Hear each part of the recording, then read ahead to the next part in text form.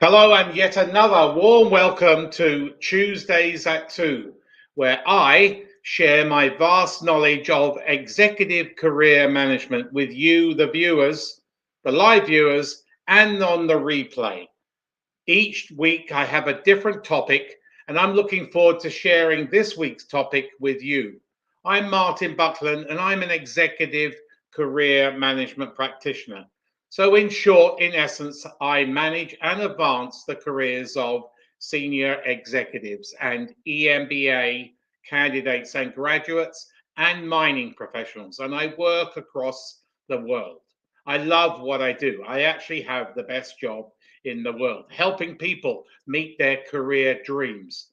So, today we're going to talk about a very interesting topic. I was given a very generous severance, so I'm not going to search. Wrong. Don't do the happy dance. Just go around all over the place. That is a foolish thing. You need to think about, well, how are you going to plan to land your next job? You may be rich. People just dance around. Oh, yes, I'm rich. I'm rich. I have enough to pay my bills and live on the money that the company, my previous employer, gave me. That is a wrong attitude. We all need to be fiscally constrained, but you also need to look at what they have given you. And is that going to last you really seriously? And how long is it going to take you to find your next job, your next appointment? So, a great wrong attitude. It's a wrong strategy. If anybody's got any comments on, as we go through this, on anything to do with career management, please shoot them in the comments below, and I'm more than happy to answer them. Not just relating to today's topic, severance, but anything relating to career management. So, that money you were given as a severance, like everything, like all money, it runs out. We all want more money. Let's face it, we do. But we have to live within our bounds and we have to live according to what we are given. Severances, yes, can still be very generous. I've heard of some amazing salary severances given just in the last few months during COVID and in the last few months. But just don't rely on it. As soon as you are let go, i.e., terminated or exited or downsized, there's various terms for you being laid off, make sure you do a little bit of preparation if you've got a long severance. If you've got a short severance, you just need to refresh and you need to get back on the job search highway like ASAP. But if you've got a long, very generous severance, then just take the chance to update your resume, your CV, and your LinkedIn profile because you never know. Somebody could be searching LinkedIn right this minute, just right this minute, for your talent, and this dream job comes and you are looking for that dream job, and the recruiter gives you a call and says, "Oi, Joe, I got a project for you. Would you be interested? It meets your criteria, meets your skills. It's in your geography." Well, never turn it down. Just always go for the interview anyway. Open up new doors when you're in career transition with hopefully a severance and when you're gainfully employed. So make sure you update your LinkedIn and make sure you update your resume and your CV because you never know. An opportunity might come anytime, any day, any week. So a job search can take you a long time. It can take you many, many, many months. It doesn't happen overnight. Yeah, some people are lucky, just one resume, one interview, and one job, but it doesn't happen that way. You're in a competition, even though hiring, recruitment across the world in all functions, all sectors, and all geographies is very, very strong. That is going to come to an end sometime. So be prepared, manage your career. So, job search can take you a long time, many, many, many months. Very, very frustrating as well. You're not going to win all the time. Come on, let's have some comments. I can see people watching, so let's see if we got any comments, any questions that you'd like to ask me about executive career management. So if you've got a severance, even a short severance, just take a little bit of time to get rid of those emotions, that anger, that rage. Well, why was I laid off? Why wasn't Joe down the road laid off, or down in my office laid off? There are reasons behind every severance. If you've got a longer severance, you can, yes, you can afford to take a little bit more time to refresh, recharge yourself, because it is an emotional thing to be terminated. And it happens even in good economies, but definitely in bad economies. So take time to recharge. So thank you, Rajul. I hope you're enjoying today's topic. But if you've got a shorter time frame, you need to get your act together and you need to create a job search plan and execute that job search plan.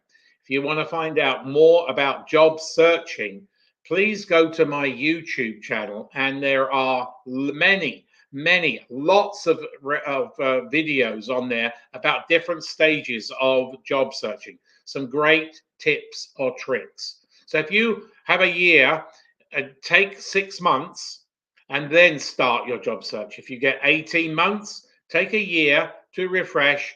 But also, well, what are you going to show on your resume that you've taken a year off? That's a big red flag. It's a gap. You show that you've taken a sabbatical as a result of a severance. That's what you need to share in your resume and your LinkedIn profile. But don't, please, I hear it so often, and people shrieking at the other end of the phone or over a call on Zoom. I have exhausted my severance. I didn't realize it was going to take so long to job search. Well, hello, it doesn't happen overnight. Believe you me. Don't leave it till the end of your severance and then start to pick up that job search plan. Jose says, I am 54. Well, if you're 54, that is sometimes seen as an advantage to employers, but show your experience, show your worth, show your talent. And in today's economy, yes, there's always going to be ageism. There's always going to be color discrimination. Discrimination, unfortunately, is rife, but combat that discrimination. And even if you're in your 60s, you can win because you have a lot more experience over somebody who is 48 or 40 or even 35. You need to highlight that experience on your LinkedIn profile and in your resume, your CV. So don't take it to the last minute. It doesn't happen. A job search doesn't happen like that. So I hear those people panicking, and they've also made a big mistake. Jose, I'm more than happy to see if you've been 14 months unemployed. I'm more than happy to give you a free, no obligation resume critique. So before I go, I will put in my email address. You can look me up on the internet, and I will send you. I would give you a free, no obligation resume critique. It can be very frustrating, but you need to treat a job search as a full-time gig. It's not a part-time gig. Don't sit on the couch and think a job's going to come to you. It doesn't. So if you have a year, take 6 months. If you have 18 months, take a year, but allow 6 months, good 6 months for the job search. Never, ever, ever exhaust that. So here's some tips on when you are receiving a severance. They have been very generous. Sometimes they're even more generous than you expect, but sometimes they're more mean than you think. Now, each geography, so where I am here in Canada, each province has their own employment law. In the States, each state has their own employment law. In the UK, there is an employment law for England, there's an employment law for Scotland and Wales, etc. So you need to know what the employment law in your particular geography, your jurisdiction, lets you have. Severance hearing in Ontario is the best you can best in the world. So the employment law is very, very beneficial, very generous to you and to everybody else in employment who's been terminated. So understand what you're entitled to. So when receiving a severance, look at the statute, the regulations, the government regulations of you being downsized. What are you entitled to, and how much are you entitled to? Are you entitled to one month for every year, or are you entitled to more than that? Some are more, some are less. You're also entitled to bundle in that severance, generally outplacement. Now, what is outplacement? Outplacement is a career transition service. So they should pay for you to go to a career transition service. They should also sort your pension and benefits and all sorts of other stuff out and maybe slide that back as you exit your severance. Each severance, each geographic location is different. You need to understand what regulations you fall under. Let me see, I've got another one here. I live in Guatemala and it's very difficult and not so generous. Yeah, sorry, Jose. I'm not really familiar with the Guatemalan regulations, but they do have some. But you need to go and sort it out. You need to go and find out what you're entitled to. And then, of course, now if you've been unemployed for 14 months, you can now you get government assistance. But I don't know what that government assistance is. But here's a tip for you: if you think you're being cheated by your employer, I would go and see, doesn't matter where you live in the world, go and see an employment lawyer. An employment lawyer will charge you maybe by the hour, but he will or she will assess your severance and look at it from a perspective of historical and also legislative regulations in your particular jurisdiction. So go and have an employment lawyer, and they say, well, I think maybe you're entitled to a little bit more.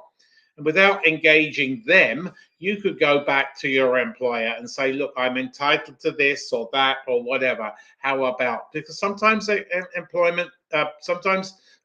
you get a severance, they expect you to go back for more. So hopefully you've all got something beneficial today from this topic. Each week I come back with a different topic. I'm more than happy to answer any questions that you have. Thanks for the two that have put in comments today. I'm more than happy to answer any questions to do with executive career management. So an employment lawyer can bring you huge value. And a severance can bring you huge value if you use it properly. So don't just go and waste it and spend, and then you're left with nothing. Yeah, each geography has their own employment laws and what they can give you, but they're not as generous as if you were earning a full-time salary or wage.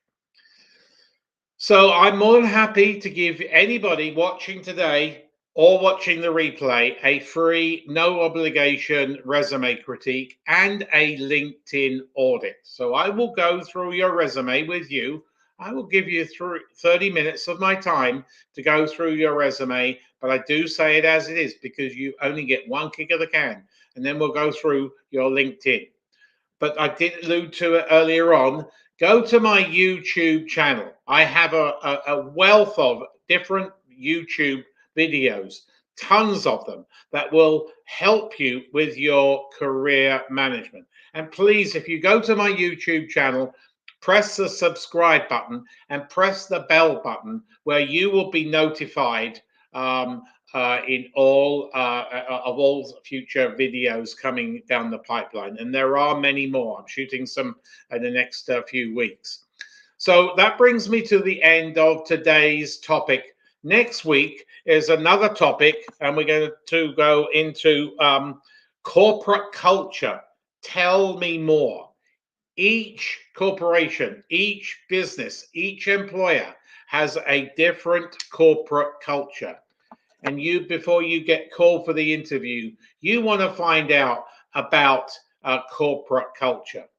So thanks for watching. I do have a new restreaming starting next week on top of Tuesdays at 2.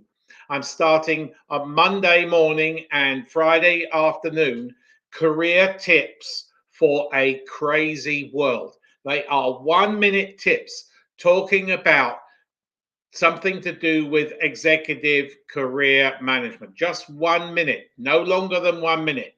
So join me for career tips. You'll see it come on the internet, and now join me next Tuesday for Tuesdays at 2. And the following Saturday, I have my career rant as well, when I get really incensed talking about mistakes that people make. So I'm looking forward to you rejoining me next week, listening to my career tips for a crazy world. Have a great week, and we'll see you next Tuesday at 2.